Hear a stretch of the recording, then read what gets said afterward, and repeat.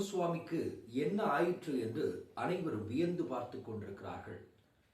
காலையில் எழும்போது சூரியன் உண்மையிலேயே கிழக்கில் தான் உதித்ததா என்ற கேள்விகளும் இருக்கின்றன. ஏனென்றால் அர்ணப் கோஸ்வாமி இப்போது இருக்கக்கூடிய மோடி அரசாங்கத்தை சரமாரியாக கேள்விகள் கொண்டு மிகப்பெரிய அளவில் சஞ்சலத்தை ஏற்படுத்தி இருக்கிறார்.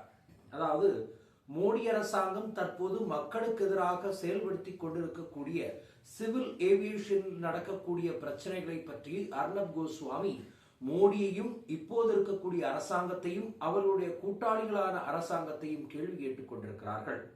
அதாவது இந்தியாவில் இருக்கக்கூடிய மிகப்பெரிய விமான நிலையமான மும்பை, புனே, சென்னை, அகமதாபாத் போன்ற இடங்களில் இருக்கக்கூடிய விமான நிலையங்களில் மக்கள் பரிதவித்து நாளுக்கு நாள் மிகப்பெரிய அளவில் அல்லோலப்பட்டு கொண்டிருப்பதை தினசரி நாம் பார்த்து கொண்டிருக்கிறோம்.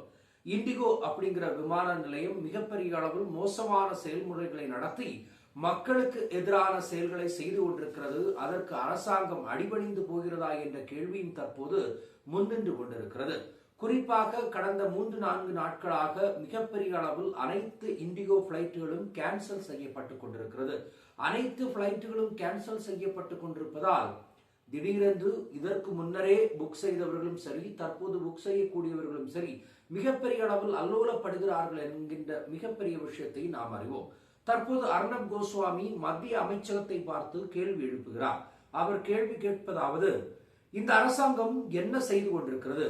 நாங்கள் மிகப்பெரிய விமான நிலையங்களை கட்டிவிட்டோம் என்று பீத்திக் கொண்டிருக்கிறதை ஒழிய அங்கே வரக்கூடிய மக்களினுடைய கோரிக்கைகள், அவர்களுடைய சோகங்கள், சங்கடங்களை பற்றி அதை தீர்ப்பதற்கு இவர்கள் என்ன முடிவெடுத்திருக்கிறார்கள் என்ற கேள்வியும் இருந்து கொண்டிருக்கிறது.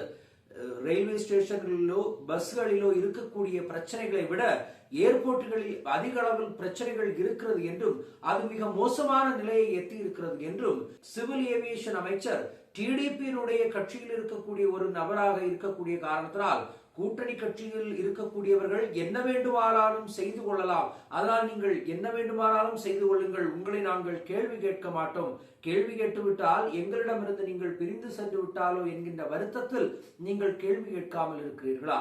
ஏர் இந்தியா விமான விபத்து நடந்ததிலிருந்து தற்போது நடக்கக்கூடிய இண்டிகோ பிரச்சனைகள் வரையிலும் இதுவரை மத்திய அரசாங்கம் அதன் மீது என்ன நடவடிக்கை எடுத்திருக்கிறது என்கின்ற கேள்விகள் இருக்கின்றன. ஏர் இந்தியாவை எடுத்துக்கொண்டால் டாடா நிறுவனத்தினுடையது நம்பகத்தன்மையானது என்று கூறி அதன் இந்த பிரச்சனைகளை பற்றி ஒரு விஷயமும் விசாரிக்கவோ விசாரணையோ இல்லாமல் அதுபாட்டிற்கு சென்று கொண்டிருக்கிறது. இண்டிகோ தரப்பிடமிருந்து மிக மோசமான ரீதியாக ஒரு கார்ப்பரேட் செயல்பட்டு கொண்டிருக்கிறது. மக்கள் அவதிப்பட்டு கொண்டிருக்கிறார்கள். ஒவ்வொரு நாட்களும் தங்களுடைய இறந்த கணவர்களை பார்ப்பதற்காக, தந்தை தாய்மார்களை பார்ப்பதற்காக வயதாகி இருக்கக்கூடிய நபர்கள் அல்லது உடல் நல குறைவால் பாதிக்கப்பட்டவர்கள் இங்கிருந்து தங்கள் நகரத்திற்கு செல்வதற்காக மிகப்பெரிய அளவில் அல்லோலப்பட்டு கொண்டிருக்கும் போது சிவில் ஏவியேஷன் துறை என்ன செய்து கொண்டிருக்கிறது? மிக மோசமான ரீதியில் இந்த விஷயத்தில் எந்த ஒரு நிலைப்பாட்டும் எடுக்காமல் இருந்து கொண்டிருக்கிறது என்று அர்ணப் கோஸ்வாமி மிகப்பெரிய அளவில் குற்றம் சாட்டி கொண்டிருக்கிறார். அதோடு மட்டுமல்லாது முதல் முறையாக அர்ணப் கோஸ்வாமி மோடி மற்றும் அவருடைய அமைச்சகத்தை கேள்வி கேட்பது அனைவருக்கும் ஆச்சரியத்தை ஊட்டலாம். ஆனால் அந்த அளவிற்கு மக்கள் அல்லோலப்பட்டு பாதிக்கப்பட்டு கொண்டிருக்கிறார்கள் என்பது மிக மிக உண்மையான விஷயம். குறிப்பாக இதனுடைய நிலைப்பாட்டில் மோடி அரசாங்கம் என்ன எடுக்க போகிறது? மக்கள் குறைகள் இத்தனை நாட்கள் இருக்கின்றன. அவதிப்பட்ட மக்களுக்கு இந்த அரசாங்கம் என்ன பதில் சொல்ல போகிறது?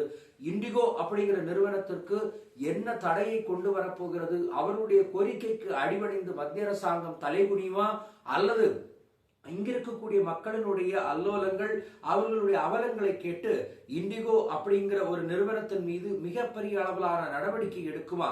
சிவில் ஏவியேஷனில் கண்டிப்பாக ஒரு சில குறிப்புகளை திருத்தி மீண்டும் கட்டுக்கோப்புக்குள் கொண்டு வர வேண்டும். அது மத்திய அமைச்சகத்திடம் தான் இருக்கிறது என்றும் சிவில் ஏவியேஷன் மந்திரியை உடனடியாக ராஜினாமா செய்து அதற்கு பதில் வேறு ஏதாவது ஒரு நபரை உட்கார வைக்க வேண்டும். டிடிபி கட்சியில் இருக்கக்கூடிய காரணத்தால் அவர்களை வைத்துவிட்டு தங்களுடைய கூட்டணி கட்சி அவிழ்ந்து விடுமோ அல்லது கட்டவிழ்ந்து விடுமோ என்று தங்களுடைய ஆட்சியை பாதுகாப்பதை விட இப்போது அல்லல் பட்டு கொண்டிருக்கக்கூடிய மக்கள் நிலையை உணர்ந்து இவர்கள் செயல்படுவார்கள் என்பதை பொறுத்திருந்துதான் பார்க்க வேண்டும். மற்றவர்களில் சந்திப்போம். நன்றி, வணக்கம். 3 யூடியூப் சேனல்கள் விற்பனைக்கு இருக்கிறது. தேவைப்படுபவர்கள் இந்த எண்ணுக்கு அணுகவும்.